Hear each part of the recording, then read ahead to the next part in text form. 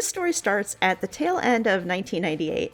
Harvey Danger were at, probably really just past, the peak of their weird, unexpected pop stardom. Entertainment Weekly said that they were threatened by our overt sexuality. Before the band even released a second single, they were already getting questions about how they deal with the shadow of Flagpole Sitta. Here's an October 1998 interview. What have you guys kind of done to kind of eliminate the stereotype of like a one-hit wonder band that we've seen over the past 10 years? What have we done? Have we done anything? We've recorded 9 other songs on the album. Yeah, we did. Hopefully we did that before, and hopefully that will work out to our advantage. We're about to release another single. Hopefully that will qualify us as at least a 2-hit wonder. Private Helicopter did not qualify them as a 2-hit wonder, it turns out. The song had some good stuff going for it. It was a standout from their 1996 demo tape, the song that got them signed to Arena Rock to produce Where Have All the Merrymakers Gone. But it was an old song that the band had recorded long before Flagpole Sitta really took off. The story I'm looking into here is after Flagpole Sitta breaks and what Harvey Danger does with this moment. So, let's talk about Save It for Later.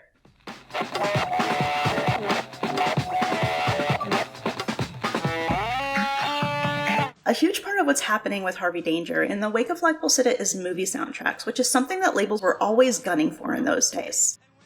Flagpole Sitta appears in many films, American Pie, Disturbing Behavior, and it would continue from there.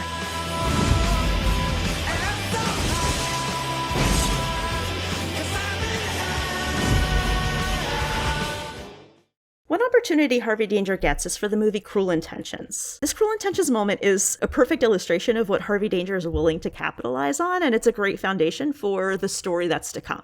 Here's the B-side to Flagpole Sitta. Remember Pericles, he democratized the city with his mind. A little wisdom never hurt anyone, tell that to Socrates. Telling the citizens what they needed to hear, but still they fed him hemlock. This is a song that kids are really gonna dig. Somehow, Pity and Fear was slated to be the theme song for the 1999 teen drama Cruel Intentions. Again, the state of pop music was very strange in 1998, but it wasn't strange enough for this. Sean was asked to rewrite the lyrics. He refused, the deal fell through. In 2008, Sean says this: Pity and Fear was very nearly the theme song for the movie Cruel Intentions, but I was reluctant to change the words and botch the deal. A movie version of the song, contrived after the fact, have to please the filmmaker and have to satirize him, exists. It's pretty funny. Forsake your reputation, deflower me, defile me, take my virginity, treat me callously, I know you love me.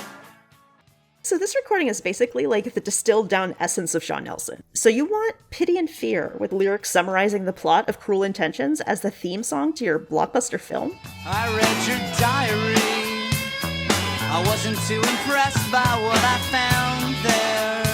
A healthy ego never hurt anyone, but that's kinda ridiculous. Conquest with illustration, social critique, but not a lot of heart, man. Here it is. Hope you love it. It's exactly this moment in time, within weeks, that Harvey Danger got a call from MTV asking them to contribute a song for a different movie soundtrack. It's going to be the first single that they've recorded since Flagpole Sitta hit it big, so this moment is super important. It really counts. It's around the turn of the millennium. Folks who'd worked for MTV were producing a movie, a comedy that took place over an eventful day in 1981. This film has an all-star cast, including Paul Rudd, Janeane Garofalo. The film relies on early 80s nostalgia in the fashion and music. The soundtrack is a time capsule of late 70s, early 80s songs featuring many original recordings from that era. But the soundtrack also includes a small amount of contemporary artists, including a 90s post-hardcore musician who had co-created the theme song for MTV's show The State.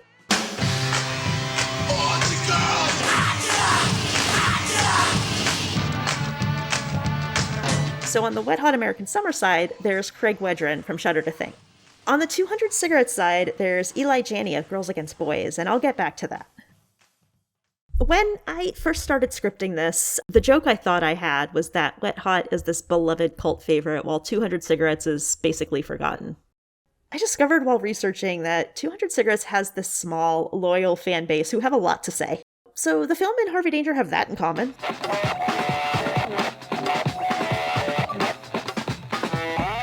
In early 1999, Harvey Danger appeared on 120 Minutes. Here's Sean picking up the story of getting a call from MTV for the 200 Cigarettes project. Well, there was a phone call was made, and we responded, and then we went into the studio. And after we went to the record store to check out some albums from 1979 to 1981, Right. which was those were the parameters we were given. Oh, so they gave you a choice of what you could cover. Oh, yeah. Really? Well, they said, do you want to cover a song from 1979 to 1981? Right. And since that is a period that we all really like a lot and is sort of foundational for our music tastes, we said yes. And spent a lot of time after that Not to mention reacquainting ourselves. Right. Yeah. What other stuff did you look at, too? I have a list here. Some of the bands that This man come prepared. let's see. The big one was Wings. That was the one I wanted to do. Yeah. XTC, Blondie, Todd Rundgren. I'll just read the whole thing. Right That's on. all right. Flock of Seagulls, Magazine, Joe Jackson, Roxy Music, New Order, Gary Newman, Randy Newman, Cheap Trick, Human League, Talking Heads, Stranglers, The Knack, The Kinks, Elvis Costello, Yaz, Depeche Mode, Swell Maps, Jam, Devo, The Fall, Clash, Billy Joel, Lou Reed, The Embarrassment, The Pretenders, Gang of Four, Wire, Cure Television, Voidoids. So there you go. yeah, So well, you we spent some listened to time a in the lot record of store. a lot of records. Oh, of course, a list. Harvey Danger is a band who really loved lists. The cover of Little by Little is a guy who's making a list. They were a list-making band. Lists were one aspect of the collaborative work that went into every decision Harvey Danger made.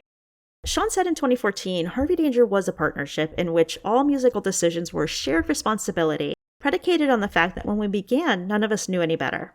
On reflection, this was a profoundly unsustainable, naive, and probably wrong-headed system. It was, however, ours, and its benefits were all the more satisfying for the self-imposed obstacles we had to clear just to get past the goddamn intro. Given the chance to record a cover song for this MTV movie, they take a full band trip to the record store, compile a list that all four guys contribute to, which is 34 bands long. This is going to be their next single, It Matters. They're making sure that they make the best decision in full partnership. So in choosing what song to cover, I would say that they're looking for three different qualities. The first of these is a song that they can all four agree that they'd love to cover. Number two, a song that they could make their own, something that people could listen to and recognize as a Harvey Danger song. But on the flip side of that, I'll have Evan explain number three. After listening to all those songs, they really had, like, a lot of songs from that era really have such a characteristic sound that if you take it out, like you take out that band's way of doing it, then you've taken out the point of the song. It doesn't stop with the list. They record so many songs. In 2003, guitarist Jeff J. Lynne distributed a compilation of songs on CDR, which he called Unreleased Stuff.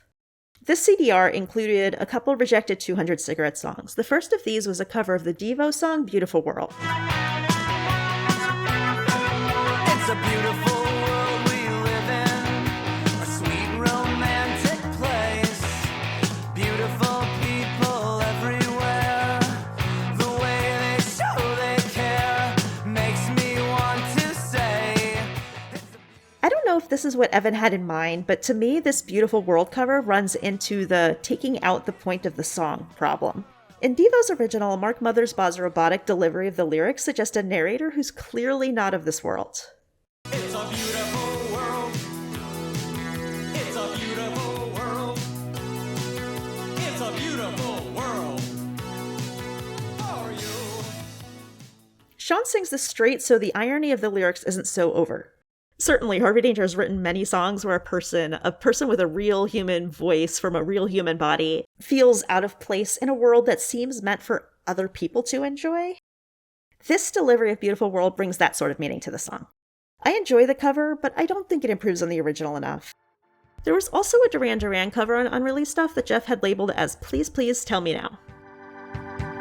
Please, please tell me now. Please, please tell me now. Which is not the title of the song. It's called Is There Something I Should Know? Please, please tell me now. Is there something I should know? In the Unreleased Stuff liner notes, Jeff says this about the Duran Duran cover. For obvious reasons, this never got submitted to the label since Beautiful World wasn't deemed commercial enough. I'm not sure if we did this as a joke or not. If the mistitle and Jeff's "you're kidding about the song, right" mood didn't clue you in, Jeff wasn't really on board with this one. I don't know how Aaron and Evan felt about it, but this is a clear Sean Nelson pick. There's a train that strings the road with broken glass for us to hold. And I got so far before I had to say, please, please tell me now, is there something that I should know? Is there something I should say? To me, Please Please Tell Me Now, which is what I will continue to call Harvey Danger's version, is perfect. I think they've made it their own in a way that improves on the original, updates it, while not trying to subvert the song's spirit. But all 4 members don't agree, and it doesn't matter. It doesn't matter, because the label has been rejecting the covers anyway. Besides the Devo and Duran Duran covers, they also recorded ones originally by David Bowie and XTC that I don't think were ever circulated. By January 1999, a month before release, MTV News is publishing press about the soundtrack, which notes that Harvey Danger has yet to choose a cover. So they spent all this time listening to the old music, debating and brainstorming, recording various covers, and what do they have to show for all this effort? Eventually, Save It for Later is what they have to show. So what was it about Save It for Later that cried out to you and said, cover me? It was the song that all of us cared about the least. Really? On a personal level. No. Yeah. Oh, wow. No, it was good. But it was like a song that wouldn't be sacrilegious to cover for an MTV movie. Right. And it was just, it was a good song, and we figured we could do something with it that wasn't like what our other stuff was. Wait, Sean, wait. They chose Save It for Later because they cared about it the least? They don't want a song that's too good for MTV. You're on MTV right now. Still, something's not adding up here. We cared about it the least is not a satisfying answer. Looking at everything that's happened so far, they care deeply. We cared about it the least is not the full story. It turns out the delay in choosing a single is more than a slow democratic group process or a disdain for MTV movies. Something else is happening. But I don't want to get ahead of myself here. We haven't even talked about the song yet.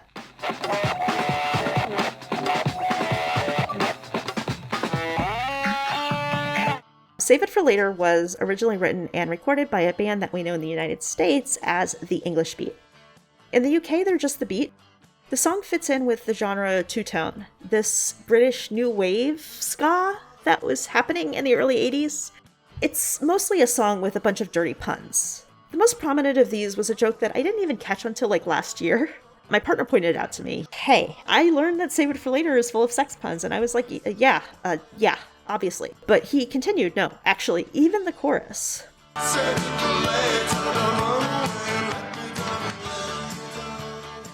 Dave Wakeling, the songwriter, says this. It was about being lost, about not really knowing your role in the world, trying to find your place in the world. The actual hook line itself was just a dirty joke. I just thought it was hilarious that you could get in a song, save it, comma, for later. Wait, no, more British. Save it, comma, for later. F-E-L-L-A-T-O-R. I thought it'd be really neat to get that in a song and everybody would be singing it. I didn't know it was going to be a joke that lasted 30 years. In 1999, Save It for Later was already well known as a song to be covered. Pete Townsend played it regularly in live shows, releasing a cover in 1986. 2 dozen other dirty lovers must be a sucker for it. And then there's Better Man, Save It for Later.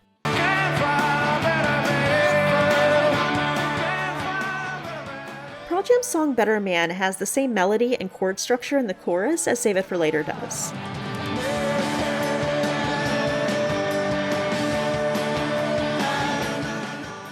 Both of these songs are in D with a 1-5-4 progression, and in live shows, Pearl Jam would always combine these as a medley.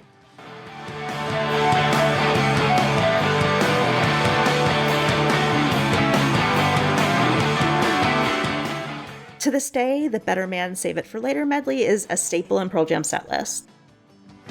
2 dozen other dirty lovers, don't be a sucker for it. Don't be the cry to my mother, but let me come do a decision. Harvey Danger's performance brings in a lot of the band's signature elements, catchy hooks, bass lines that become the driving melody, a vocal delivery that's clever and confident. Sean brings attention to some of the innuendo that might otherwise get missed outside of the chorus. I like this moment when he cues the audience to use their imagination. Sometimes I don't try, I just Jeff cites the band Eels as an influence for this recording too. Here's what he said in 2008. Every musician has his bag of tricks. I'm pretty sure I stole the music box trick in the choruses, one of my favorites, from the Eels.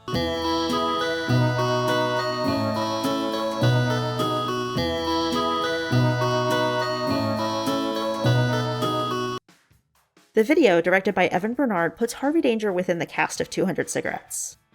It's a better version of the movie, probably. Rather than bartender Ben Affleck, we get bartender Sean Nelson, collecting Courtney Love's number, doing bartendery things. Angela Featherstone and Nicole Parker are creeped out not by Affleck's gross pickup lines, but by Sean Nelson playing the violin. When Casey Affleck and Guillermo Diaz follow Christina Ricci and Gabby Hoffman, they're trying to share some beer and take them to a rock show. When it's Aaron Huffman and Jeff Lynne, it's because they want to play their guitars and take them to a rock show. Now it's Evan Salt riding in Dave Chappelle's taxi, awkwardly carrying a drum kit by hand with no case for some reason. Elvis Costello's glasses become Sean Nelson's glasses, a fitting match given how much influence Costello would have on Sean's style. With producer John Goodmanson, Harvey Danger actually created 3 versions of the song. The first had a backwards guitar solo that didn't quite work. Their second effort came when Goodmanson called in Mike McCready of Pearl Jam, who got to contribute his Better Man, Save It for Later chops to Harvey Danger's cover.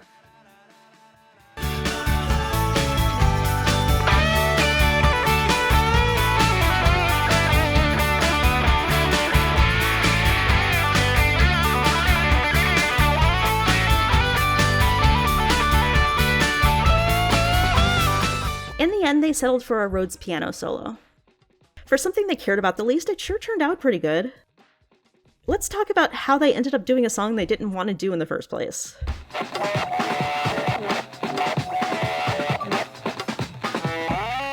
I said earlier that the delay the band had in choosing a song might have been in part due to the extended process of their shared decision-making. They wouldn't do anything as a band without debating, finding consensus, voting, making sure all 4 members were on board. And I'm sure this was true for their plan to choose a cover, but I also said it was more than that. It took almost 10 years for Harvey Danger to perform this song live. This is from a 2008 concert. They called it the 10th Anniversary Public Spectacle. This song, we were tricked into recording.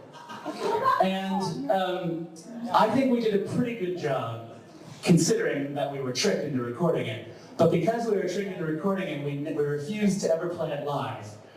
But we're over that. So we're going to play it live right now for the first time, and it's called Save It for Later. They were tricked. There's trickery afoot, my friends. The 10th Anniversary Public Spectacle was not only a concert, but also a self-published booklet, a retrospective of all of their songs. Here we get more of the story from the band's point of view. MTV asked for us to cover a song from 1981 to 82, but didn't specify which one, so we submitted ones by Devo, David Bowie, XTC, even Duran Duran. Label demanded an English beat song we all liked passively but not loved. Later found out the label was re-releasing the English beat catalog in the US, a fact they neglected to divulge. One of the shadiest label manipulations we ever met. It must be the case that the enthusiasm that they went into this project with made this sort of thing, really sting. It's unlikely that Girls Against Boys went to their label with 4 different covers recorded to all be rejected, turned away with orders to record something entirely different. Girls Against Boys were the other rock band contributing a cover to this soundtrack. Their approach to this project was so different from what Harvey Danger was doing that it's hard to avoid drawing comparison. I had mentioned Eli Janney in the intro. He is Girls Against Boys' keyboard player and one of their bass players. Eli's current gig is part of Fred Armisen's 8G band for Late Night with Seth Meyers. Not you, Eli. It's never you, Eli. It's never going to be about you, Eli. It's not you, Eli. It's not you. It's never you. Girls Against Boys contribute a cover of Boogie Wonderland to the soundtrack of 200 Cigarettes and appear in the film as a 1981 bar punk band.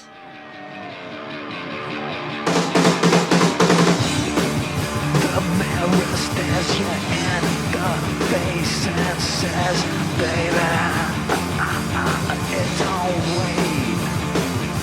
In Boogie Wonderland, Boogie Wonderland, you say your prayers and don't care. You dance and shake your hands. If you know Girls Against Boys, Boogie Wonderland might sound really familiar, and there's a reason. It's Let Me Come Back, from 1993's Venus Lecture No. 1, baby.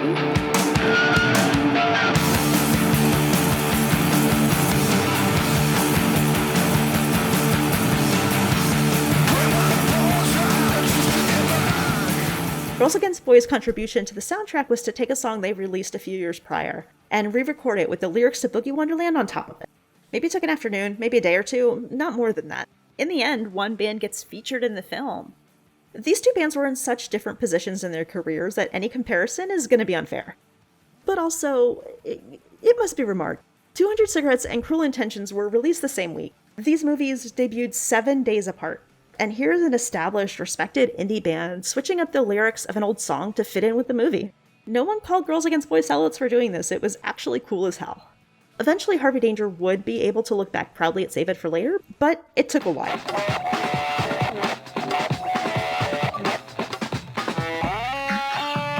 The first time Harvey Danger played Save It for Later was March of 2008. Something really interesting happened with how Save It for Later existed as a memory the more that time had passed.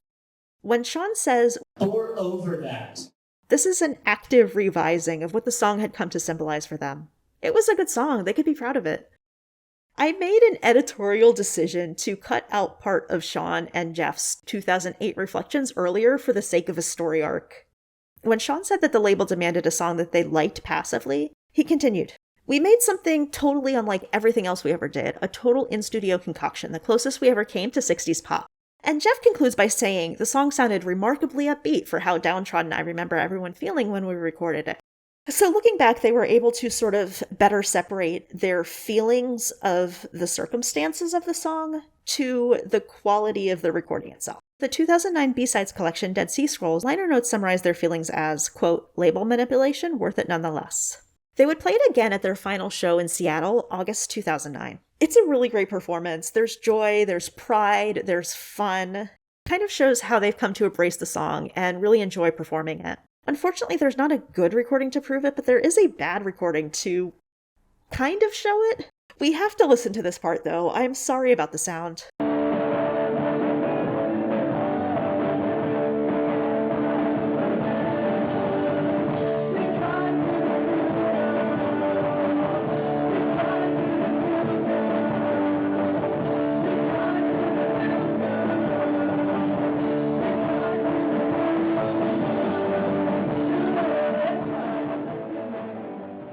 Be kind to the New Girl. I guess I have to talk about New Girl. In the early 2000s, Harvey Danger were not active as a band.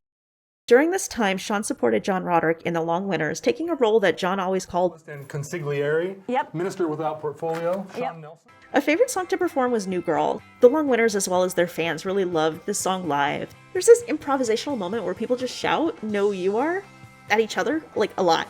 No, you are. No, you are. No, you are. No, you are. Yeah, like that. Just shout, "No, you are." It's fine. The way that John plays New Girl live, it's not as overtly Save It for Later as Better Man is, but there's a similar melody if you're looking for it.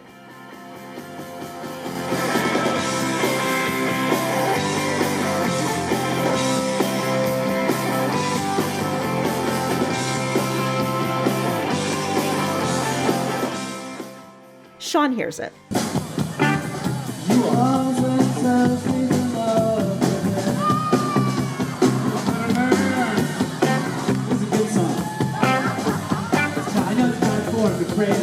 Song that's going on.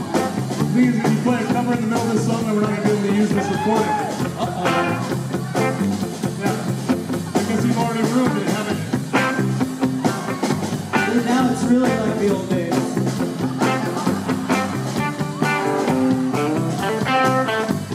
And also, no, you are.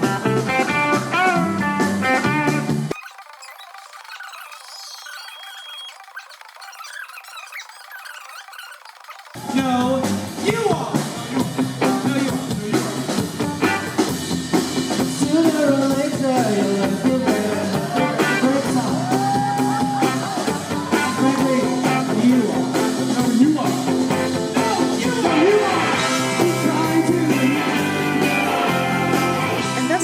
have New Girl, Better Man, Save It for Later. As a single, Save It for Later was modest. It did better on the charts than Private Helicopter, if that matters. But it also didn't qualify them as a two-hit wonder.